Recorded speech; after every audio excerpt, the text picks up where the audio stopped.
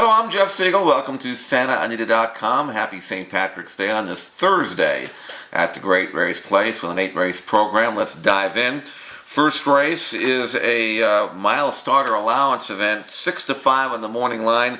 Number 6, Donato for Bob Baffert. He continues to improve both in the afternoon and in the morning. Looks every bit like an odds-on favorite. And in a small field like this, there's not going to be much value at all. So this is probably a good race to pass. If you are playing an early pick 4 or any kind of rolling exotics, it would make sense, I think, to either pass the entire process or single Donato. I don't really know who would beat him if he doesn't win. He really should win. But again, at odds on, it's not very appealing. So let's sit out and pass the first race for our purposes and jump ahead to race number 2. And again, we have another short price situation here with number 4, Fairway Star, in this mile and a quarter turf event. This is a first level allowance. And Fairway Star, veteran mare in Carla Gaines' barn, racing in pretty good form. She's actually eligible to this condition because she's in for the $40,000 tag, so she has some allowance wins under her belt. 2 races back, she was beaten ahead for 50 then very well. Last time out in a tougher spot, beaten only a length, but going a mile and a quarter at this level against this group, Fairway Star should win. And again, 8 to 5 on the morning line. You're not really talking about any great value here at all. So Fairway Star on top. If you want to play, or fine. If you want to pass, nothing wrong with that as well. Moving now to the third race. This is a claiming event. Non-winners of 2 for older horses. Number 2, Tis True, is 9 to 5. Number 5, The Hunt Is On, is 2 to 1. Again, another situation where the winner probably, most likely, will be one of these two. But the small fields, 6-horse fields, 2 favorites. Tis True coming off a pretty good effort at the level. Won't have to improve much at all for Dave Hoffman's to win this one. The Hunt Is On the other hand, also coming out of that same race. They were pretty close to each other in that last race. Both should fire again. Both have good connections and really difficult to separate them, I would think. So another race I'm going to pass. Tis True and The Hunt Is On, 2 and 5 if you're playing any kind of rolling exotics, pick 6, whatever. I think you can get by using just those 2. Fourth race, maiden special weight down the hill. And I like number 6, Intuitive Nature. This is a colt that is coming off a layoff, but is training very well for Don Warren. And he did run very well fresh last year when he was making his racing debut, and actually ran down the hill in that race. So we know he can handle the hill. We know he can run well fresh. He's got some back numbers. He's training well. This is a very modest Calbred field.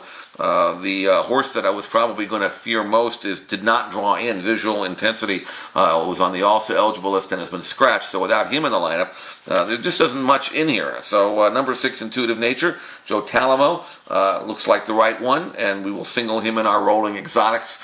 And a straight play as well if you can get close to 7 to 2 on the morning line, which I don't think you're going to get. But if you can, that's great. Number 6, Intuitive Nature, our top selection in today's 4th race. 5th race, maiden claiming of error. And in this race, we are going to be looking at 2 main contenders. They are number 2, Magic Spirit, also number 7, Caffeine High. Magic Spirit has an improving pattern for Kathy Walsh, 4th and then 3rd, and should be running on late. Doesn't look like he's got a whole lot of early speed, but he can finish. Switching to Marty Garcia, to me, Magic Spirit looks very solid here. He should fire. Stranger Danger, though, number 7, Caffeine High, a first-time starter, making his debut at age 4, so he's obviously had his problems. But this gelded son of Purge in Bruce Headley's barn has looked good in the morning, according to the private clockers. Gets Talamo, and obviously won't have to be any kind of world beater to act with this group. So let's use Caffeine High as well. So 2 and 7, Magic Spirit and Caffeine High. Pretty good exacta box there, and use them both in your rolling exotics. Moving out of the 6th race, another 6.5 down the hill play. We're going to use numbers 1 and 8 on your program. Number 1 is Fairway Road. Number 8 is Glory Pride. I think we can get out of this race using just those 2. Number 1, Fairway Road, draws the rail going 6.5, which is not usually the place to want to be.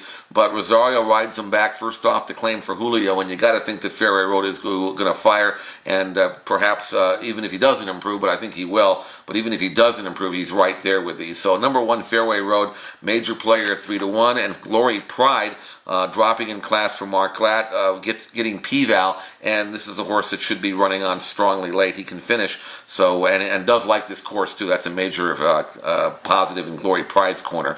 So let's use them both, 1 and 8. Fairway Road and Glory Pride. I would use them both in all your rolling exotics and an exacta box as well. 7th race, pretty good allowance sprint here for 3-year-old fillies, and we're looking at 3 main contenders here, numbers 1, 3, and 8 on your program. Number 1 is Miles Rules. Number 3, Lucky Timing. Number 8, Going for a Spin. Very solid trifecta box or exacta box here, 1, 3, and 8. Miles Rules making her comeback for Cliff Size, won her debut last summer in Hollywood, so you know she can run well fresh. Also was a pretty good third in the generous portion. That's the extent of her 2-year-old campaign. Now she's coming back and training like she's fit and ready for Cliff Size, who is outstanding with layoff runners. Gets Rosario. Got to think Miles Rules as a major contender here. 9-2 in the morning line. Use number 1, Miles Rules.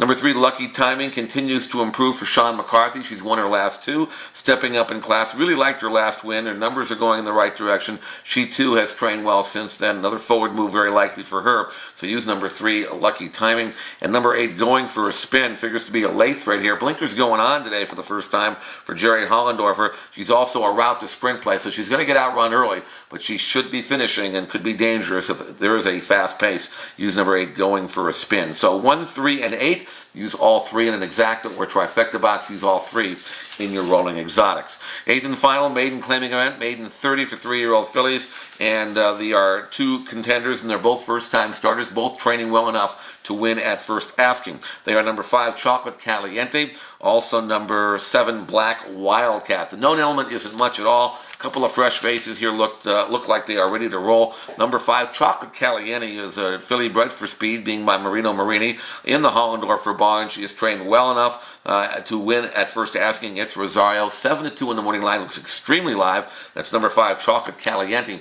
And then also use number 7, Black Wildcat, daughter of Forest Wildcat for Julio, debuting in a rather modest spot here. She is a homebred, but she is another one who is trained well enough to win at this level and gets Pedroza. So number 7, Black Wildcat, also should be used. She is 3-1 in the morning line. So 5 and 7, the 2 firsters should dominate, and use them both in all of your late rolling exotics. And that finishes off our Thursday seminar for today. Thanks for joining us here on SanAnita.com. Best of luck today at Santa Anita, and we'll talk to you again tomorrow.